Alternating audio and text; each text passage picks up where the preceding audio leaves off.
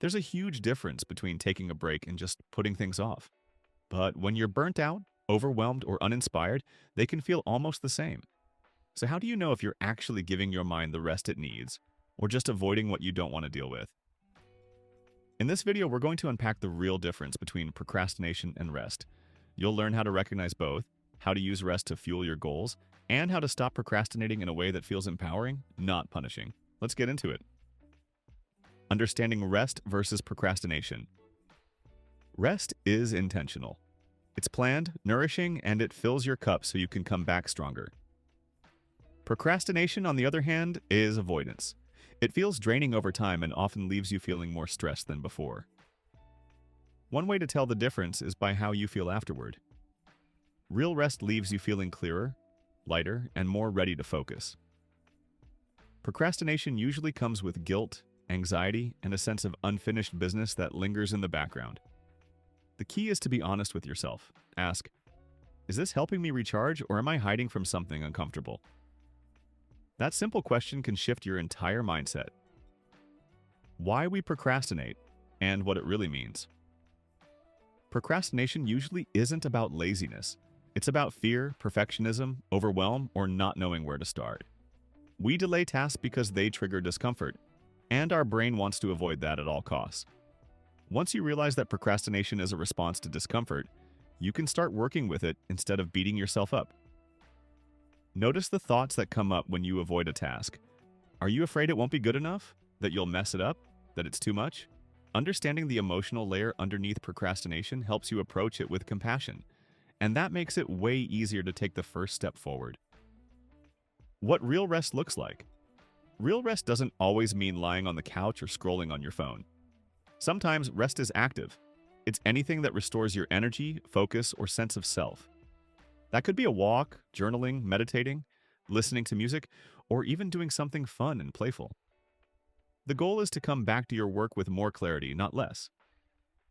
Rest is a reset, not an escape. Intentional rest has boundaries. You know when it starts and when it ends. You give yourself permission to fully pause, and then you re-enter your work with a clearer mind. That's the difference between a break that heals and one that spirals into avoidance. How to break the procrastination cycle. The most effective way to stop procrastinating is to take one small step. Just one. The trick is to lower the entry point so much that your brain stops seeing it as a threat. Start with a 2-minute version of the task. Set a timer. Make it a game. Trick your brain into motion. Once you've started, momentum takes over, and you often find it's not as hard as it seemed. Also, break big tasks into smaller pieces and attach each to a clear next action. Instead of write the paper, make it open the document and write one paragraph. The more specific, the better. Build trust with yourself through small wins. That's how you rewrite the story from I procrastinate everything to I always take action. How to rest without guilt. Let's be real, many of us feel bad when we rest. We think we should be doing more, or we compare ourselves to others who seem to never stop. But guilt-free rest is not lazy, it's strategic. To rest without guilt, you have to decide that your well-being is productive, that your energy is your responsibility. Rest becomes a form of discipline, not indulgence. You can even plan your rest into your day.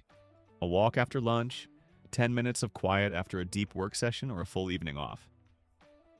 When rest is scheduled and honored, it becomes part of your rhythm, not something you feel bad about. You're not a machine, and trying to run without breaks only leads to burnout. Respect your energy like you would a limited resource, because it is. To recap, procrastination hides in comfort, rest builds strength. The difference is in your intention and how you feel after. Learn to recognize your patterns, respond with clarity, and take small steps forward. When you use rest as fuel, you become more focused, more creative, and more resilient. And when you call procrastination what it is, you can start to shift out of it with kindness and momentum.